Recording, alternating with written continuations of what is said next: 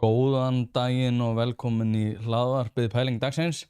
Ég heiti Þórarinn Hjartarson, sama hvort að ég kalli þetta Pæling live eða hvað sem heitir.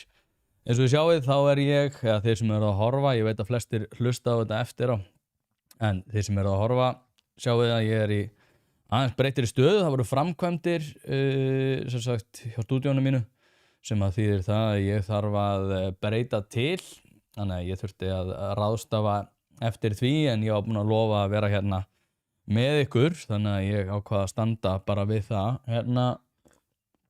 Með endilega gera subscribe á þessa rás fyrir þá sem eru að horfa á þetta á YouTube eða hvar sem þið eru að horfa á þetta, náttúrulega líka á Facebook og Twitter, en ég mun svo líklegast reyna að útfæra þetta þannig að þetta verði líka á öðrum samfélagsmiðlum hlaðvarpsins. En ég ætla að ræða svona hitt og þetta í dag. Ég ætla að vera í skólamálunum, ég ætla að vera í ESB-umræðum að einhverju leyti. Það náttúrulega svo margt í gangi. Það hérna að tala gúrkutíð þegar að minna að gerast. En það einhvern veginn ekki þannig og maður má eiginlega þakka þessari ríkisstjórn fyrir það að við munum halda í stjórnmálaumræður núna fram eftir sumri. Þannig að það bara spennandi. Ég mjög spenntur fyrir því að eiga þessar samræður eins og ég búinn að vera að fara yfir. Ég ætla að reyna náttúrulega að fá bæði stjórnarliða og þá sem eru með ESB og þá sem eru ekki með ESB í það að ræða þetta. En við sjáum svo bara til hvernig það allt fer fyrst kannski langar mig að ræða náttúrulega nýjan borgarstjóra sem Hildur Björnsdóttir og ég óska henni til hamingju með hennar árangur í þessu. Það sko að stendur ég með frétt það sem stendur, þau voru saman í gær í Kastljósi þar sem að þau voru að ræða þessar hluti eins og þau sjáu nýr meirihluti boðaður hagræðingar í Reykjavík, nýr meirihluti Sjálfstæðisflokks, Viðreisnar og Framsóknarflokks í Reykjavík stefnir að því að auka traust á borgarstjórn, láta af stjórnlyndi og ráðast í víðtækar stjórnkerfisbreytingar sem náttúrulega eitthvað sem að var lofað. Hvort að þetta sé besti meirihlutin í það á bara eftir að koma í ljós. Ég var að hlusta á Vigdísi Hauks og Pál Magnússon í morgun þar sem að þau voru að ræða meðal annars þessa hluti og Pál Magnússon kom með ágætispunkt sem að var sá að það voru svona minni undirtektir heldur en maður hefði kannski búist við og andstaðan var meiri. Það voru jafnvel boðaðar sko Jón Steinar sem held ég hefur alltaf kosið Sjálfstæðisflokkinn, bauð viðtækar svona fjöldabrott, bara brottflutning úr flokknum. Hvort að það muni koma til með að nákvæmlega gerast ger ég mér ekki alveg grein fyrir, en aftur á móti að þá held ég að þetta hafi verið svona taktískt til skamstíma allavega, kannski ekki það sem að var svona helst upp á borðinu. Ég held að sjálfstæðismenn flestir hefðu verið svona hlindir því að ganga að borðinu með miðflokknum. Þeir aftur á móti eru sko með 3 manna flokkin í borgarstjórn sem að þýðir það að þeir hefðu kannski getið verið aðgangsharðari. Ég búinn að vera að fjalla það að það hefði líklega verið svona skynsamlegast hjá Hildi að fara með meðvirkasta hópnum og ég held að Viðreisn og Framsóknarflokkurinn séu töluvert meðvirkari með Sjálfstæðisflokknum núna, einfaldlega líka út af því að þeir eru veikari. En Framsókn vil svakalega mikið vera í þessum nýja borgarmeirihluta, þannig að þetta verður spennandi. Ég hélt svona allavega sko fyrst sinn, ég man ekki, ég var í dagmálum hjá Andreu Sigurðardóttur með Stefáni Pálssyni, þá sagði ég að það væri svona 70% líkur að þetta væri CBD-olía, það að segja Viðreisn, Framsókn og Sjálfstæðisflokkur. En eftir því sem á leið þá einhvern veginn hélt ég að þetta yrði frekar miðflokkur, einfaldlega út af því að þetta var að taka aðeins lengri tíma, var svona kannski aðeins strategískara, en það var það ekki og sitt sýnist hverjum það. En það alveg svona alveg áhugavert eins og ég var að segja, það sem Páll Magnússon var að segja, að það væru svona minni undirtektir heldur en maður kannski hefði búist við. Ég hefði alveg búist við því að þeir væru kannski spenntari fyrir því sjálfstæðismenn almennt að fara inn með miðflokknum. Það kannski sent líka aðeins skýrari skilaboð, en eins og segi, þá eru þau búin að mynda þennan meirihluta og maður bara óskar þess að þeim takist ætlunarverk sitt. Það stendur hérna nýr meirihluti í Reykjavík segist geta náð breiðri sátt og stefnir að því að auka traust borgarbúa. Láta af stjórnliti og ráðast í víðtækar stjórnarkerfisbreytingar. Þetta kom fram í viðtali. Við erum búin að vera að tala sko hérna, eins og við sjáum við svara ákallum breytingar. Manni þótti það nú alveg vera svona frekar í hendi með við sko úrslitin. Þannig að það er alveg rétt, það er ákallum breytingar, þau tala sko, endur sko samgöngusáttmálann sem var líka svolítið fyrir séð. Björg Magnúsdóttir sagði í fréttum, kvöldfréttum Stöðvar 2 held ég, eða hjá RÚV, að þeim hugnaðist að fara í það að samgöngusáttmálinn hefði verið það sem hefði verið hvað erfiðast að díla við. Ég, og eins og segi, þetta verður mjög áhugavert því að Hildur Björk getur líka sagt alltaf, sko þið viti alltaf af því samt að Miðflokkurinn er alltaf tilbúin til þess að hoppa undir bagga ef að þetta fer allt í skrúfuna. Þannig að ég þarf ekki að stressa mig yfir því. Þess vegna segi ég sko að þeir flokkar sem voru tilbúin til þess að vera meðvirkastir með Sjálfstæðisflokknum voru alltaf að fara að mynda stjórn og úr var þetta. Tala líka hérna eins og við sjáum hagræðing og niðurskurðir í vændum. Spurði út í hvort að Reykjavíkurar mættu búast við uppsagnarsumri í ljósi loforða hagræðingu, sagði Hildur að kjósendur hefðu gefið skýrt umboð til niðurskurðar í rekstri borgarinnar. Og sko þau eru búin að vera að tala hérna að þetta sé að fara að gerast strax, það er að segja bara breytingar strax. Og sko sumarið það bil svona 90 dagar og það á næsta leiti. Hvort að það muni takast að fara í einhvern stórkostlegan niðurskurð verður mjög áhugavert að sjá. Það verður mjög áhugavert að sjá sko hvort að þeim takist þetta einfallega á þessum 100 dögum eins og talað var En hvort að maður vera bjartsýnn gagnvart því, ég veit það ekki. Hvort að Miðflokkurinn hefur verið betur til þess fallinn að fara í þær hagræðingar, ég veit það ekki. En aftur á móti sko svolítið svona, ég er búin að vera að fjalla þetta náttúrulega en áður, en mér finnst sko Miðflokkurinn og kannski tókst þeim svona vinstrimönnum sem voru náttúrulega aldrei að fara að kjósa Miðflokkinn og hafa aldrei kosað Miðflokkinn og eru aldrei að fara að kjósa Sjálfstæðisflokkinn, þeim tókst svolítið að stela narratífi Miðflokksins. Þeim tókst ótrúlega vel til að, hvað var að segja, svona hjóla á það narratíf að Miðflokkurinn sé bara uppfullur af hatursfullu fólki.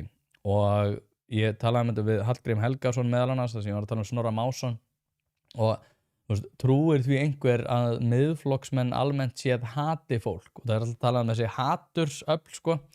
Og eins og ég fjallaði mjög oft áður að þegar Douglas Murray að fjalla það hvernig narratífinu svolítið stjórnað af andstæðingum þess flokk sem umræðir, að þá þetta alltaf sko snýst þetta alltaf það að skapa þá ímynd að þeir séu jafn hatursfullir og þú þarft að þeir séu. Það er að segja að Miðflokkurinn sé ekki endilega sko að segja eitthvað slæmt, heldur að þeir sem eru andstæðingar Miðflokksins að þeim takist að búa til það narratíf að þeir séu jafn slæmir og fólk vill láta líta út fyrir að þeir séu. Og þetta tókst rosalega vel út af því að eins og ég nefndi núna nokkru sinnum að í öllum kappræðum þegar að Björg Magnúsdóttir fékk einhverjar umræður leikskólamál og hvernig ætti að haga þeim, og þegar Hildur Björnsdóttir fékk einhvers konar svona, spurningar hagræðingu eða samgöngusáttmálann, Einar Þorsteinsson fékk svona náttúrulega einhvers konar hugleiðingar það hvar flokkurinn hann stæði eftir að hann sprengdi þannig meirihlutann á sínum tíma. Sanna Magdalena fékk húsnæðismál, Silja Sóley fékk húsnæðismál. En þegar að koma Ara, að þá var hann alltaf að svara fyrir eitthvað sem að Steinar Helga í þessu tilviki hafði sagt á sínum tíma eftir að honum var sparkað út úr ungliðahreyfingu Miðflokksins. En þá var Ari látinn svona svara því, og maður sá alveg að sko að öll umgjörðin fór að snúast það. Þú veist, þegar að Ari fékk einhvers konar spurningar, þá var það alltaf sko, finnst þér vont að fólk hati? Og af hverju þið ekki að stíga nægilega fast í það ístað sem að þarf að vera fyrir hendi ef þú ætlir í borgarmeirihluta það að hatur sé raunverulega vont, og hann einhvern veginn að bera það af sér fyrir einhvern veginn að innvinkla dóttur sína sem að innan þessara LGBT mengis og segir að þú veist, ég ekki hérna til þess að banna fána eða hata fólk eða eitthvað þannig og þetta svona náðist einhvern veginn að spilast rosalega einkennilega út af því að, og það sem kannski áhugaverðast við það sko, ef að Ari hefði verið rosalega mikið að keyra á útlendingamálum og fánamálum og eitthvað þannig, þá hefði ég alveg skilið það að hann væri komin þarna í loka kappræður til þess að svara fyrir það. En hann var bara eitthvað að tala samgöngusáttmálann, hann var að tala að brjóta nýtt land, hann fekk enga spurningu það nema einstaka sinnum. Og það held ég hafi svolítið skemmt fyrir Miðflokknum, ekki endilega í kosningum, því ég held að alveg margir hafi séð í gegnum þetta, en það skemmti fyrir í þessum umræðum. Það að segja að hann var alltaf að fara að svara fyrir þetta og þurfti alltaf einhvern veginn að bera blak á einhverjar hugmyndir sem að hann hafði ekkert sjálfur og þá stendur náttúrulega Hildur Björns frammi fyrir því vali að þurfa hérna að velja einhvern mann sem að lítur ekki of illa út af við en var samt í bara einhverju svona allt öðrum hugleiðingum heldur en þær spurningar sem hann fékk hjá þessum miðlum. Þannig að mér þótti, ég verð að segja, mér fannst þetta hérna ósanngjarnt. Það trúir ég enginn að Miðflokksmenn sé eitthvað að hata fólk. Þetta er svo mikill brandari og það líka það að það trúir þessu enginn en samt einhvern veginn að við setjum upp eitthvað svona Kettmann leikrit, þar að segja þetta hérna Czeslaw Milosz sem kom með hugmyndin það að þegar þú bjóst í Sovétríkjunum að þá þurftur að skapa ákveðið leikrit umræðuhefðarinnar. Það er að segja ég og þú verum að fara að spjalla saman og ég þarf að ljúga til mína afstöðu gagnvart því að ef eitthvað annað vald sé í rauninni að horfa á það sem við segjum og við séum alltaf að spegla okkur í einhverju svona utanaðkomandi valdi í því hvernig við að haga okkar samræðum. Þannig að ég set fram leikrit eins og já, bara Miðflokkurinn, hversu mikið hatursafl þetta, þeir ætla bara að útvísa transfólki úr öllum skólum og þá myndir þú svara já, ég sammálaður, ég held að þeir séu hatursfullir og ekki nóg með það, ég held þeir séu hatursfyllri heldur en að þú heldur og þá einhvern veginn setjum við upp eitthvað leikrit þar sem að í raun og veru enginn trúir því að þeir séu að hata fólk og þetta er ótrúlega áhugavert og því að það er alltaf að tala sko að séu ákveðnir hópar og flokkar og við sjáum þetta mikið í Evrópu þar sem að séu sko flokkar sem að nærast á hatri. Það er að segja, það er fólk sem að hatar annað fólk og það séu ákveðnir hópar sem að nærast á hatrinu. En í þessu tilviki til dæmis, hver raunverulega nærðist á hatrinu? Það eru miklu frekar andstæðingar Miðflokksins sem að nærast á hugmyndinni það að Miðflokksmenn séu eitthvað hatursfullir. En þú veist að sjá allir í gegnum það, eða allavega svona flestir myndi ég telja, en við erum samt með bara svona ótrúlega skrítin viðbrögð, við erum einhverju svona viðbragðsstjórnmálum þar sem að þú ert með ákveðin svona, já, þetta er svona viðbragðsstjórnmál, þetta er betra á ensku sko, þá heitir þetta reflexive response. Það er að segja að þú ert með fyrirframgefna hugmynd, þú hugsar ekki fyrir sjálfa þig, þú ert með fyrirframgefna hugmynd það hvernig þú að bregðast við einhverjum skilaboðum. Bara Miðflokkur, hatur, transfáni í skólum, það er Miðflokksmenn að hata það. Og við erum komin í eitthvað svona stór einkennilegt þar sem að fólk er bara með ýmiss konar hugmyndir einhverjar samfélagsbreytingar sem að þeir setja spurningamerki við. En þá strax var ég það sko í þessi, eins og segja, reflexive response. Það glætt að finna eitthvað flott íslenskt orðið fyrir það. En það sem þú ert bara að beita þér fyrir því að þeir séu að hata og þú heldur þinni svona samfélagslega, félagslegu stöðu til þess með því að vera í svona viðbragði. Og mér finnst það vera stórundarlegt. En ég, eins og segi, ég vona innilega að þetta það spilist rétt úr þessu hjá Hildi, hvort þetta hafi endilega verið rétt eða ekki, þá bara eftir að koma í ljós.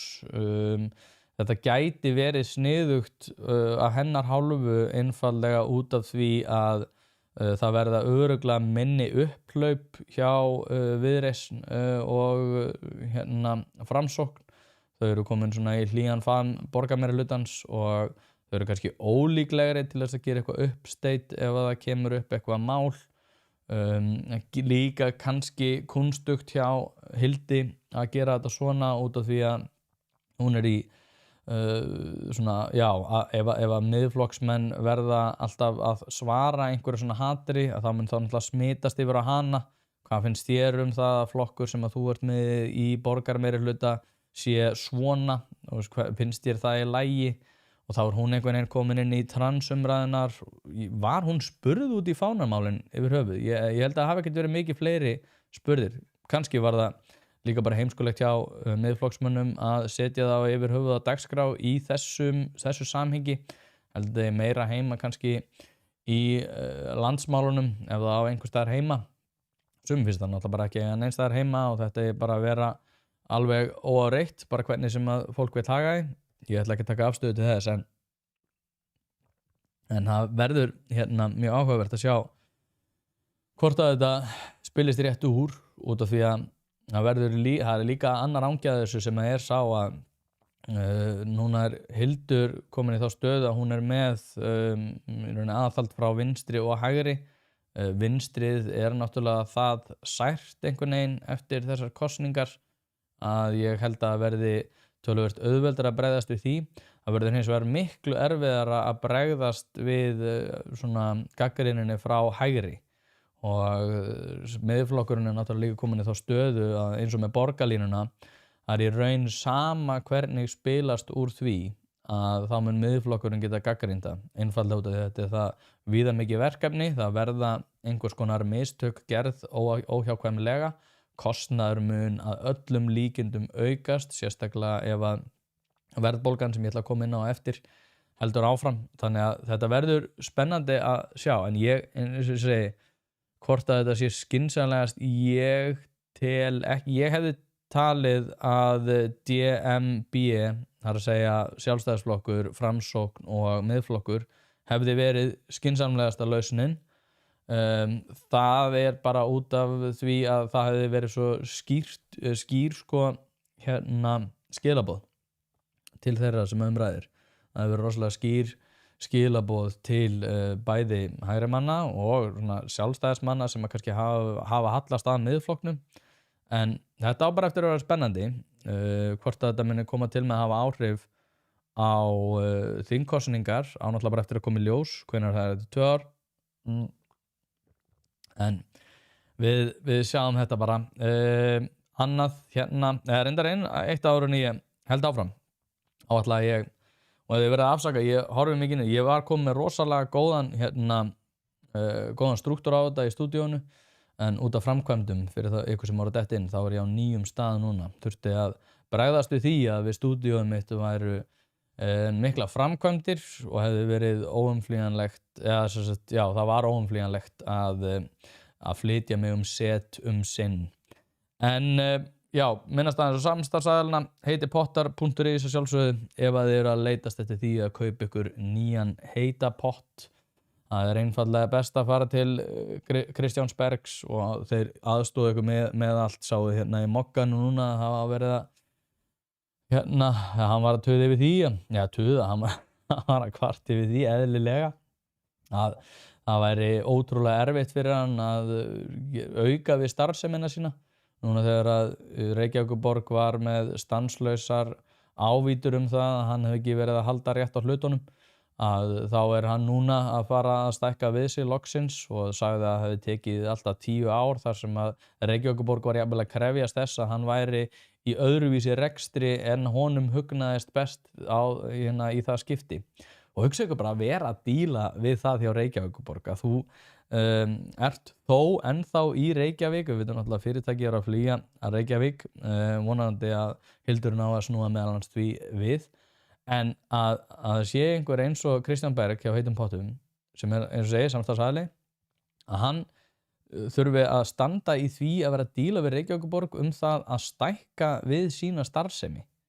Og hvernig það ekki fagnaðarefni og bara tekjur bæði ríkiskassan og annars staðar að það sé verið að stækka við starfsemina. Mér finnst þetta alveg stórundarlegt. Og einnig langar mig að nefna fiskhúsi.is.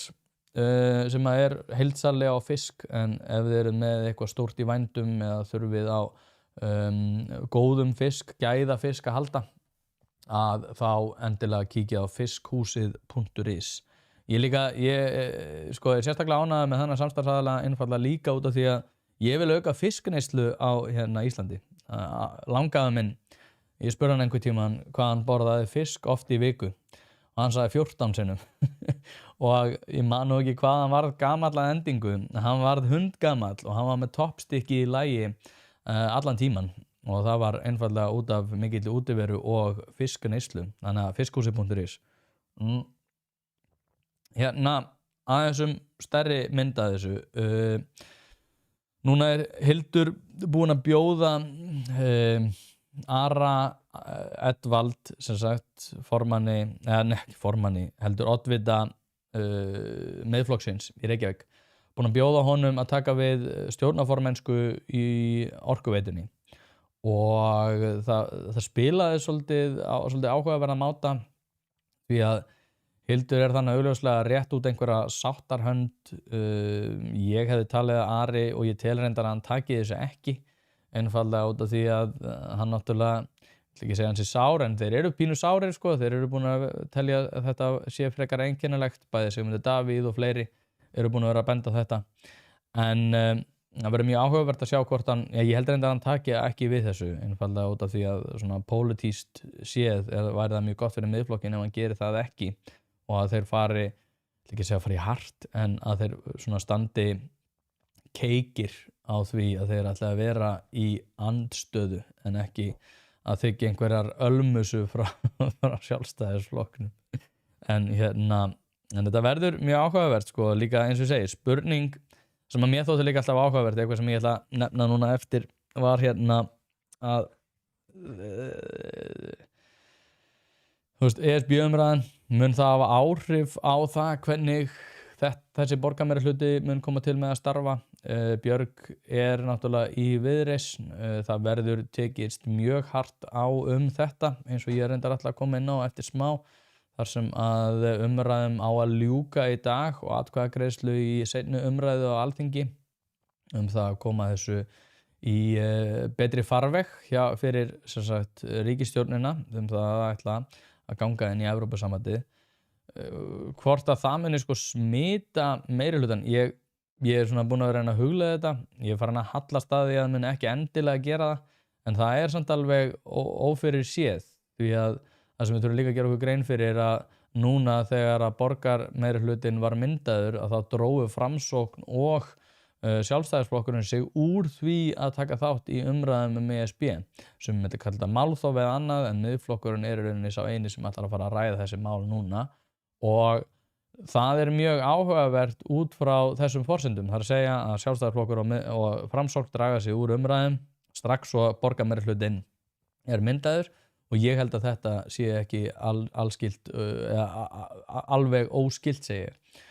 Og ég held að andstaða þessara flokka verði ekkert minni þannig. Ég hefði reyndar talið að miða við þessa kosningu sem að var að klárast núna á sveitarstjórnarstiginu, að þá myndi ég telja að það væri fýsilegast fyrir stjórnarandstöðuna að klára þetta af, að klára ESB umræðunar, bara út af því að það nokkuð ljóst að andstaðan að aukast mjög hratt og mjög mikið og strategist myndi ég telja að stjórnarandstaðan myndi vilja fá þessa atkvæðagreiðslu mjög fljótt inn út af því að núna verðbólgan há, atvinnuleysi að aukast, horfur almennt að versna og ég held að við munum koma til með að sjá það að þegar að það kemur að þessari þjóðaratkvæðagreiðslu í ágúst að flokkar sem búin að lofa því að lækka vexti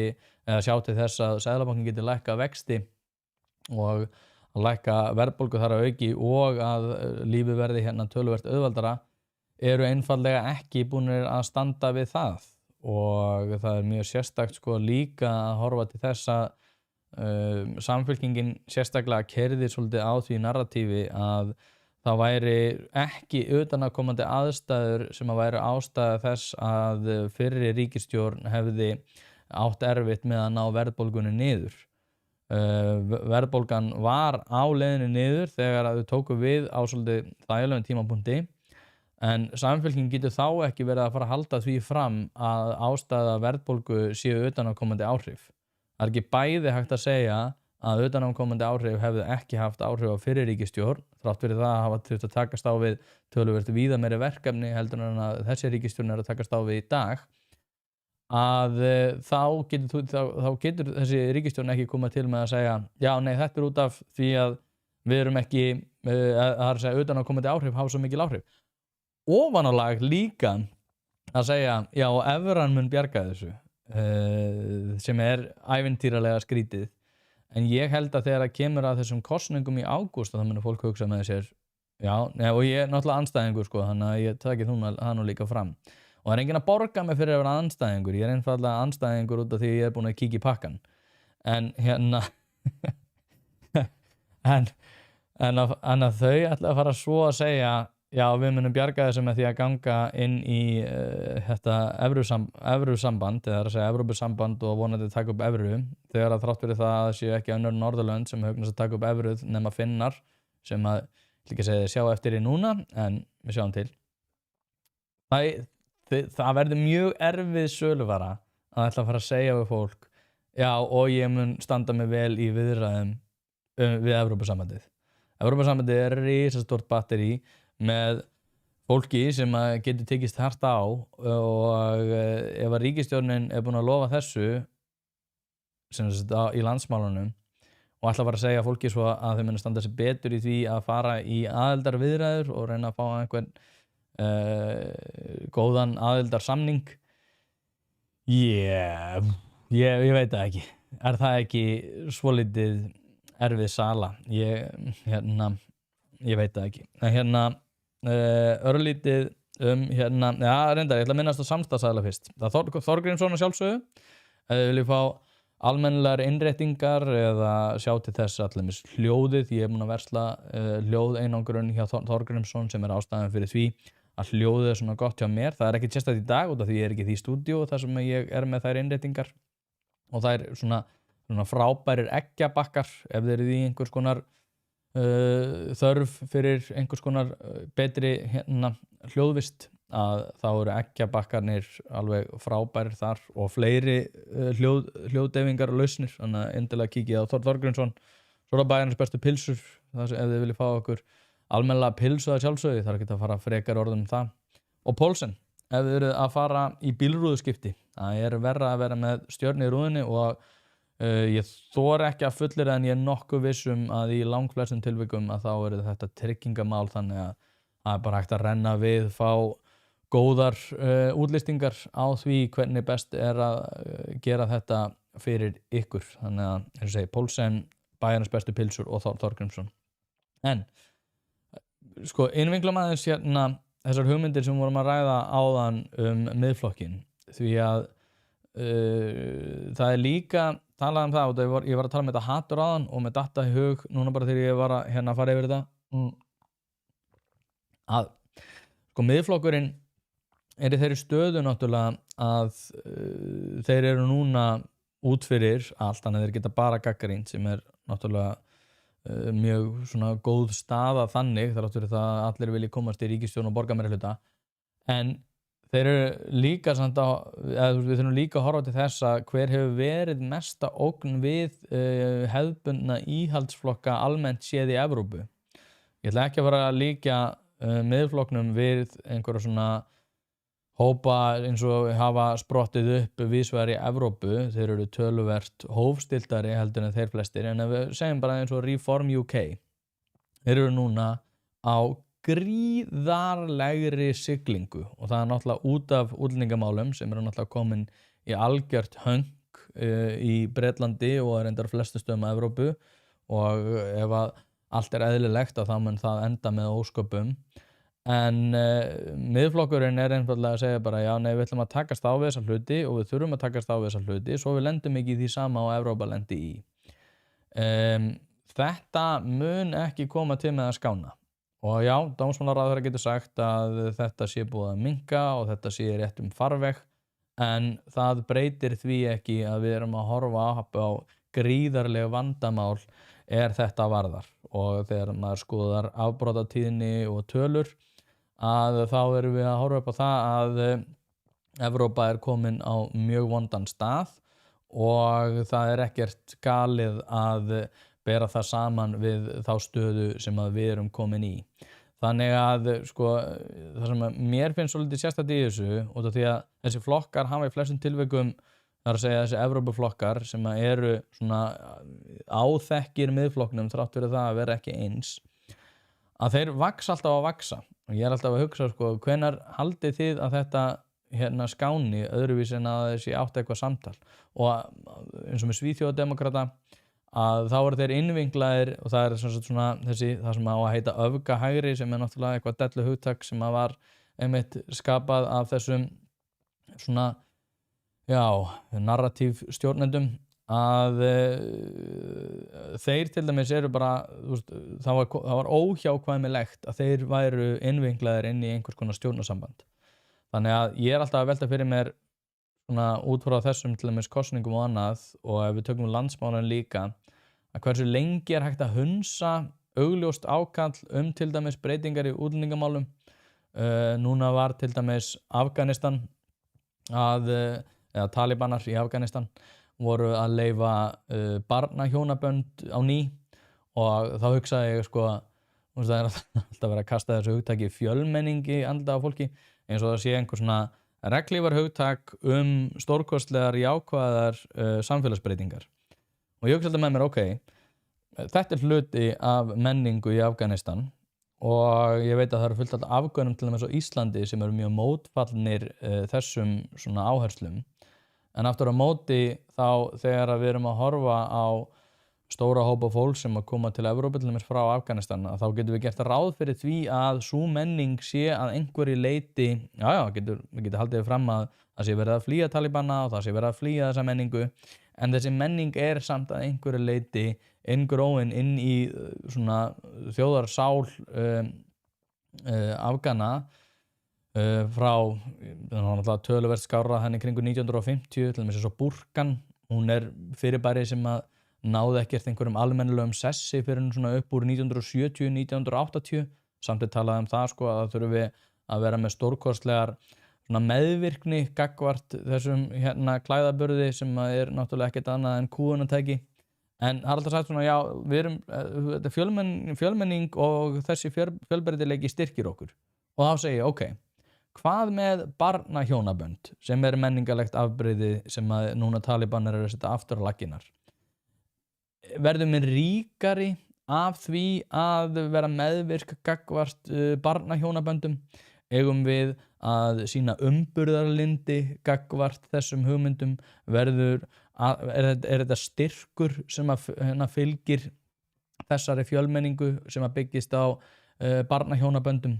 Erum við ofstækisfull að segja nei, þetta ekki eitthvað sem að okkur hugnast í okkar samfélagi?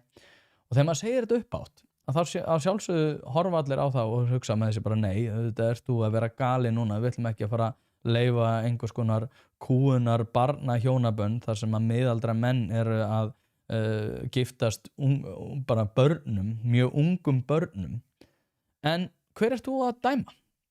Hver þú að dæma það hvernig fjölmenningu á að vera háttað? Hver þú að segja öðru fólki, þú hvítur forréttindapési í vestrænu íslensku samfélagi, hver þú að gagnrýna það hvernig öðrum hugnast að lifa sínu lífi? Þetta eitthvað sem að mun bara leiða til ofstækis á hinum vægnum, ekki út af því að fólk eitthvað svona svakalega mótfallið því að vera umburðarlynd gagnvart mismunandi gildum eða mismunandi hefðum. En ef að við erum að tala það að einn ætlar að keyra á öðrum vegarhelmingi heldur en við, að þá þurfum við bara að gera okkur grein fyrir því að það leiðir til átaka. Og við getum alveg verið, það frábær bók ég ætla að sækja hana, þið verðið að afsaka hvernig ég lappa Ég myndi bara því að ég með hana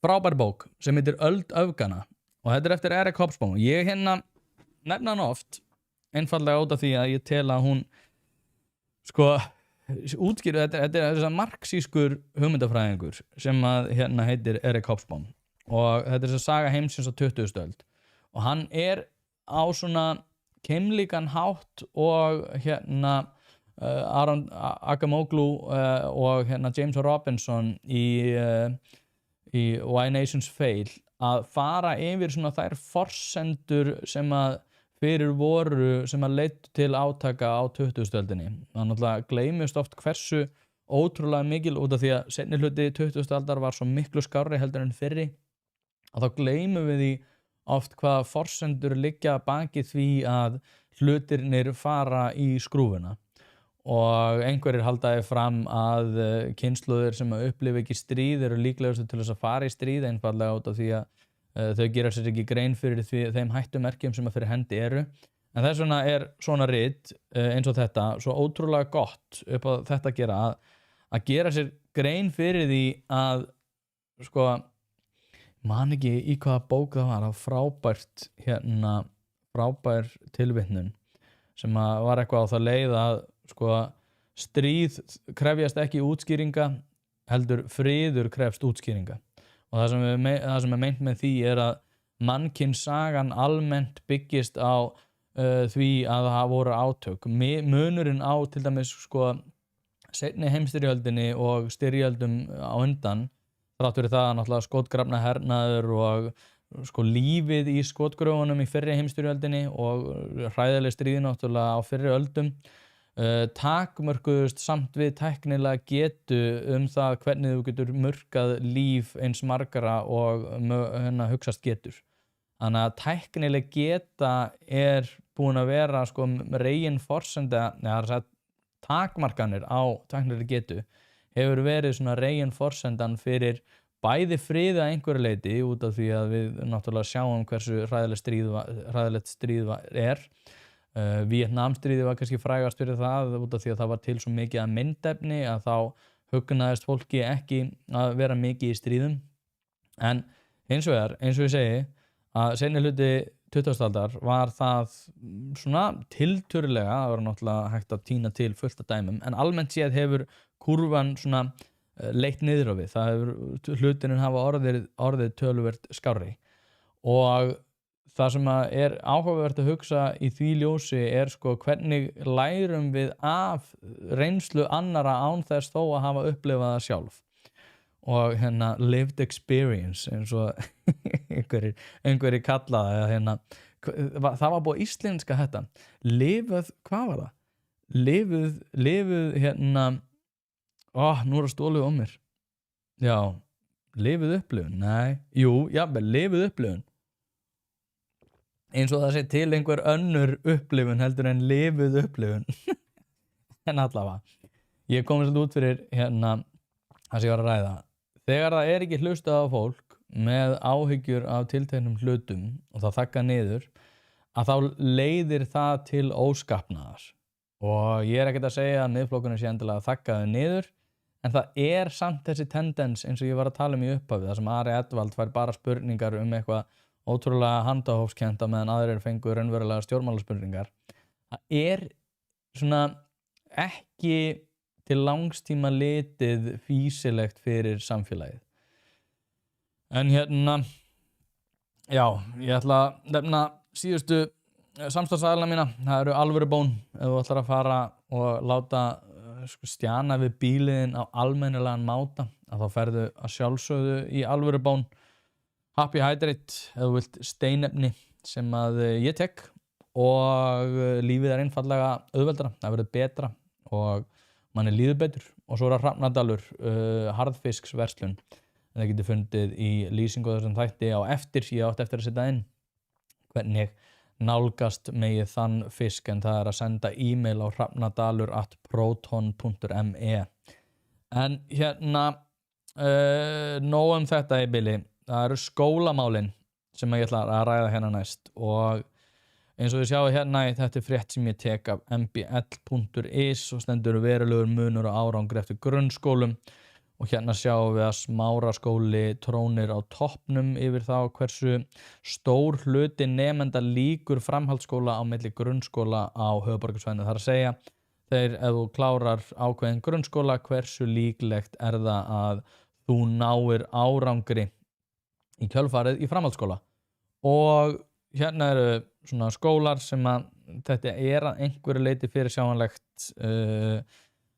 Neðstu skólanir eru náttúrulega þar sem að flestir innflytjendur eru. Það er að segja að innflytjendur eru líklegastir til þess að klára ekki framhaldsnám, sem er að einhverju leyti áhyggjuefni og ég tek undir það. En þeir sem að segjast hafa mestar áhyggjur af þessu eru líklegast þeir sem að eru, hvað var að segja, ólíklegastir til þess að leysa það. Það er að segja fólk sem er mikið að tala útlendingamál og tiltekinn máta og segjast hafa mestar. Það er enda reitt sem ég ætla að nefna í þessu líka. Það verður að komast út úr umræðuna að þeir sem að segjast hafa mestar áhyggjur af einhverju málefni eða vandamáli, að þeir séu líklegastir til þess að leysa það. Þeir sem að hafa mestar áhyggjur af innflytjendamálum eru ólíklegasti til að leysa það og það er bara einfaldlega eitthvað sem að sést á allir umræðu. En aftur að þessu, það sem er merkilegt í þessu er að hérna meðaltali 60% og Fellaskóli, Álftamýrarskóli og Álfhólsskóli, þeir eru hérna neðstir. Það sem er kannski áhugaverðast í þessu er að þetta er töluvert betri greining heldur en að við almennt séð höfum verið að fá. Það er að segja að forspárgildi þess hvort að fólk sé að klára framhaldsnám eður ei er töluvert betra til þess fallið að útskýra hlutina heldur en kannski endilega það hver nær bestu einhvern út úr grunnskólanum. Ég er frekar ánægður að fá þessar niðurstöður út af því að þetta er í rauninni miklu betri niðurstöður heldur en eitthvað annað. Því að það að sjá hvernig frammyndan er í kjölfarið. En það sem er líka gott við þetta er að núna erum við með töluleg gögn, ég ætla að leyfa mér að segja fyrirsjáanleg gögn, en aftur á móti töluleg gögn þar hvar þarf helst að leggja áherslu á það hvernig við betrumbætum kerfið. Ef þú ert í einhvers konar rekstri, ef þú ert í einhverju sem að við kemur einhvers konar árangri, eins og skólakerfi eða heilbrigðiskerfi, í rauninu öllu sem að við kemur samfélaginu, ef þú ert að leitast við því að ná árangri, að þá verður þú að vita hvar þarf helst að leggja áherslu á betrumbætingar. Og þetta er örugglega það einkennilegasta sem að hefur verið í okkar samfélags umræðu hefð. Að við erum alltaf að tala um það að það þurfum einhvern veginn að jafna alla, því að það má enginn náttúrulega skara fram úr. En að við þurfum einhvern veginn að bæta það með því að tala ekki um það. Út af því að ef við erum að fara að tala um það, þá erum við að fara að gera lítið úr einum með öðrum. Algerlega sturlað viðhorf til vandamála. Að út af því að þú bendir á vandamál, tölum til dæmis bara hælisleitendamál, eru vandamál með hælisleitendamál augljóslega eru vandamál, hefur það mátt vera fyrirsjáanlegt, augljóslega, þetta hefur gerst allstaðar í Evrópu, hvernig er best að takast á við það? Jú, við ætlum að hætta að tala um það. Út af því að við höfum svo mikla áhyggjur af einhverju bakslægi og einhverju, þetta er hálfgerð sturlun þegar maður segir það upphátt. En eins og segi, ég er mjög ánægður að fá þessar upplýsingar og ég held að það var viðskiptaráð. Björn Brynjólfur reyndar er mjög öflug, hann var að fá einhver verðlaun og hagfræðingur ársins eða eitthvað hjá félagi viðskipta og hagfræðinga ef ég er að fara með rétt. En hann er búinn að standa sig mjög vel og búinn að rífa þetta batteri upp sem að viðskiptaráð er og er að gera frábæra hluti með því að við fáum svona upplýsingar. Stendur hérna á MBL: miklu munar úttektin leiðir enn frekari ljós það sem ráða mátti af skýrslunni. Það er verulegu munur á því hversu hátt hlutfall nemenda lýkur framhaldsskóla eftir því hvaða grunnskóla þeir koma. Eins og sjá mér hér ofan. Og hér er ósamræmi í grunnskólaeinkunnum veldur ójafnræði við inntöku í framhaldsskóla. Þetta er einmitt það sem ég var að tala um áðan, að þið sjáu hérna að það eru svona misjafnar einkunnir sem að koma úr skólunum. Það að segja að skólanir eru að meta hæfni nemenda á mjög óskilvirkan máta. Þetta ástæðan fyrir því að Inga ætlar að innleiða það að tekið verði upp samræmd próf aftur, svo við höfum einhverja svona heildstæða nálgun á þessu.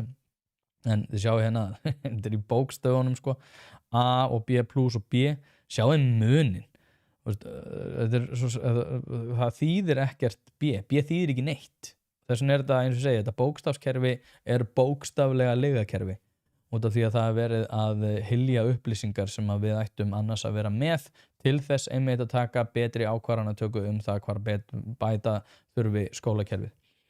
En það sem sagt, já, og ég var ekki Guðmundur Ingi, ég held nú að Inga fara nú ekki svo langt. Guðmundur Ingi ætlaði náttúrulega meira að taka fyrir það að skólar gætu á annað borð verið að að taka inn nemendur sem að væru með tiltekna einkunn.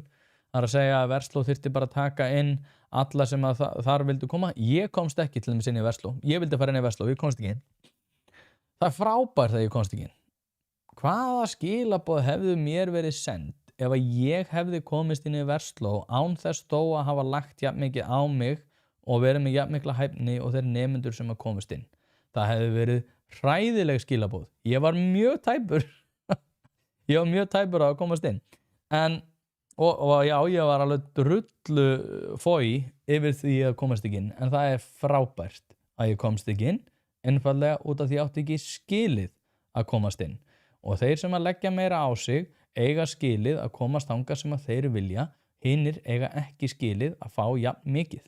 Þetta bara litla gula hænan. Ef þú leggur meira á þig, þá færð þú og uppskerð meira.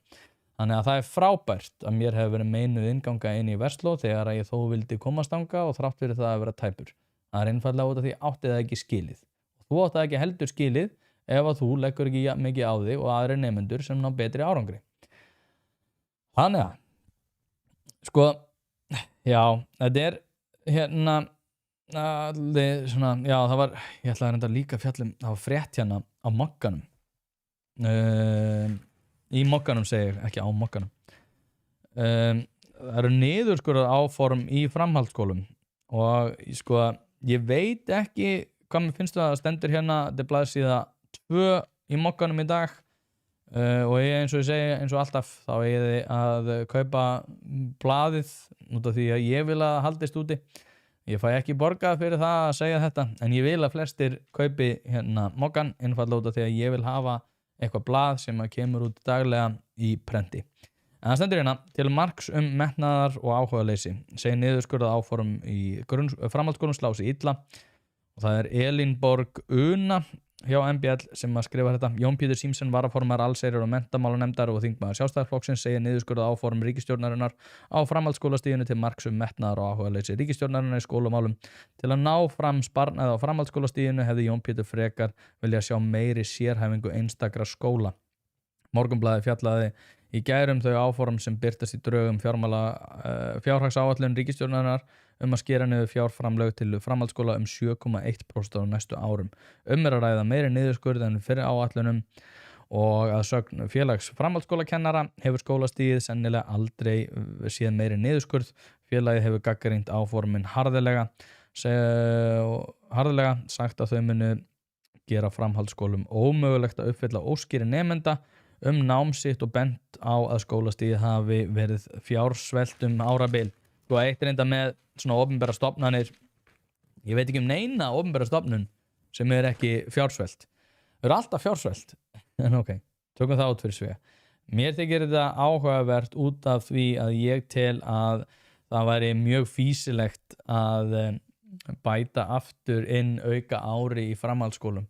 Það var einfaldlega heimskulegt að taka út þetta skólaár og ástæðan fyrir þetta var gert. Það væri alveg hægt að fara í einhvers konar aðlögun að þessu, en þá væri það þannig að háskólanám þyrfti þá að grípa þetta síðasta ár eins og í Bandaríkjunum. Þeir eru náttúrulega með high school og svo ferðu í college og svo university. Ef ég mynda rétt, þá ferðu í college kringum 18 ára aldurinn og svo það university í kjölfarið á því. Þannig að það þetta millibils ástand stundum þetta bara samheiti að college og university, en ég aftur á móti þegar ég fór erlendis og var í námi, að þá til þess að uppfylla ákveðin skilyrði varðaði það að þetta væru þegar þið farið í skiptinám þá getið þið fengið þá fáið þið einingar metnar upp í ykkar nám, og allavega á stjórnmálafræðideild að þá þetta oftast parað saman, þannig að þú ert að þreyta ákveðið nám, og það nám sem heitir stjórnmála heimspeki eða eitthvað álíka, og þá reynir að finna kúrs í þínu skiptinámi sem áþekkt því og færð samþykki annarkvort deildarforseta eða þess sem að kennir námið, oftast beggja, að oftast, já, í flestir vikum ég að reyna mundir rétt, þá þetta sá sem að kennir námskeiði sem að skrifar upp á það að það sem kent í þessu námskeiði sé dugi til það að þú getur þá sleppt þeim kúrs, hvort sem að það skyldu áfangi eða valáfangi, að þá getur þú strokað hann út, og í flestu tilvikum ef þetta skyldu áfangi þá viltu náttúrulega reyna að taka út sem flesta skyldu áfanga svo þú getur verið meira einbeitaður að valáfangum þegar þú kemur heim. En það sem merkilegt í þessu að þegar að maður fer í til dæmis fyrsta árs kúrs í Bandaríkjunum, að þá hann algjör rennibraut ef að þú ert búinn að vera í einhvers konar háskólanámi. Það að segja, þetta miklu líkara síðasta árinu í framhaldsskóla heldur en fyrsta árinu í háskóla, og þessi munur var aldrei tekin inn í, það var bara skorið ár af framhaldsskólastiginu og því einhvern veginn bara svona innvinklað inn í það að þú ætti þá að vera tilbúin í háskólanám. Þessi krakkar sem að koma út úr framhaldsskóla eru ekki tilbúnir í það háskólanám sem að nú fyrir hendi Þannig að ég held að mistökin sem voru gerð voru þau að í rauninni samþætta þetta ekki svolítið, að þá háskólastigið myndi þá gera sér grein fyrir því að þær var að fá öðruvísi nemendur inn sem væri ekki alveg vel í stakk búnir til þess að takast á við verkefni. En út af þessu, þá finnst mér alveg þessar niðurskurðarkröfur vera svolítið sérstakar. Mér þætti einmitt að ætti að vera að endurskoða það hvort að það ætti ekki að bæta við einu ári. Framhaldsskólanemendur hafa með þess að tala um það að þetta sé orðið leiðinlegra og fyrir marga, og mig þar með tala en ég var í MS, að þá þetta ógeðslega skemmtilega ár, og mér þótt alltaf svona, já, maður fyrir að huga að því, að tala um það að var að bæta ár inn í táningsárin. Ég veit það ekki. Ég held að það væri betra að gera þetta öðruvísi. En eitt bara rétt að lokum, sjáum við greiða atkvæði líklega síðar í dag. Gert ráð fyrir atkvæðagreiðsla aðildarviðræður á Evrópusambandið fari fram í dag á Alþingi. Þetta segir Guðmundur Ari, þingflokksformaður Samfylkingarinnar í samtali við MBL. Þetta líka MBL og ég sé ekki hver tekur þetta saman, afsakið það. Við gerum ráð fyrir því að þetta verði loka atkvæðagreiðsla verði síðar í dag. Nei, fyrir ekki atkvæðagreiðsla, ekki loka, þetta önnur umræða. Þetta var náttúrulega síðasti dagurinn sem við höfum verið að vinna í þessari tímalínu við þingflokksformenn í samtali. Já, ok, þetta náttúrulega bara, hann að tala þannig að þetta kemur allir skringil út. Ég þori ekki að fagna því fyrir en það í höfn, svo sem ég viðurkenni það, en við vinnum út frá þessari sviðsmynd að það fari fram atkvæðagreiðsla síðar í dag og ég er bara bjartsýn. Verður náttúrulega mjög áhugavert, ég náttúrulega, eins og ég sagði áðan, ég tel að það sé betra fyrir stjórnarandstöðuna að drífa þetta í gegn, því að það verður erfiðara fyrir ríkisstjórnina að takast á við þetta, sérstaklega ef þetta komið í ákveðna tímaþröng. Og eins og ég fjallaði hérna áður, þá Viðreisn náttúrulega komin í ákveðna tilvistarkreppu, einfaldlega út af því að neyið orðið töluvert líklegra heldur en jáið. Allir stuðlar búnir að snúast algerlega við og neyið orðið miklu líklegra. Ég tel reyndar að það sé óumflýjanlegt út af þeir svona skáktabli sem að ég ræddi hérna í þætti sem komin út af Partus, ekki á ykkur sem að hlusta þetta í opnu streymi. En að það væri óumflýjanlegt að þetta væri nei, út af því að Viðreisn náttúrulega komið í tilvistarkreppu og þeir þurfa náttúrulega að eyða sumriðinu núna í það að já, reyna að keyra svolítið á því narratífi að þeir séu stærri heldur en Evrópusambandið. Það er að segja að Viðreisn snýst svona frjálslyndi og passa upp á íhaldið og svona mannréttindi og ákveðin þann vinkil, og þeir mun ekkert komast hjá því að þurfa einhvern veginn að réttlæta tilvist sína utan Evrópusambandsins, og þegar þeir fara að gera það að þá fer öll svona áhersla á Evrópusambandið náttúrulega að bara verður ákveðin fórnarkostnaður, sem að þýðir það að þetta muni líta dálítið einkennilega út frá þeirra hálfu. En ég ætla ekki að hafa þetta lengra í dag. Paratus.is /einpæling ef þið viljið hlusta á þetta. Ja, þið eru reyndar að hlusta á þetta live, en ef þið viljið fá allt efni hlaðvarpsins, ein pæling og pæling dagsins, þegar ég er að taka upp sem sagt þætti sem eru ekki live, heldur bara mínar svona hugleiðingar á öðru formi, þar að segja birt og unnið, að þá getið þið fundið það inn á paratus.is /einpæling, en þið með líka bara gera það til þess að styðja við þetta verkefni sem ég er í. En hérna Alvörubón, Happy Hydrate, Hrafnadalur, Pólsen, Þorgrímsson, Bæjarins bestu, heitipotta.is og fiskhúsið.is. Fleira var það ekki í dag, bara takk kærlega fyrir að hlusta. Ég held ég verði hérna aftur á morgun. Ég held ég með góðan gest. Ég kannski bara tjekka á því fyrir ykkur líka, sjá hvað hann sagði hérna. Hérna ég var með sérstaklega góðan gest sem reyndar tíður já, jú, það staðfest. Brynjar Níelsson verði með mér hérna live á morgun, þar sem að við ætlum að ræða meirihluta viðræðunar einhverju leyti í borgarstjórn, svona hvernig þetta fór allt. Þannig að fylgist vel með. Brynjar Níelsson live hérna með mér klukkan 10 á morgun, sem föstudagur. Endilega fylgist með. Paratus.is /einpæling ef þið viljið fá þessa þætti, hinna þættina á undan öðru. Takk fyrir að hlusta og þangað til næst.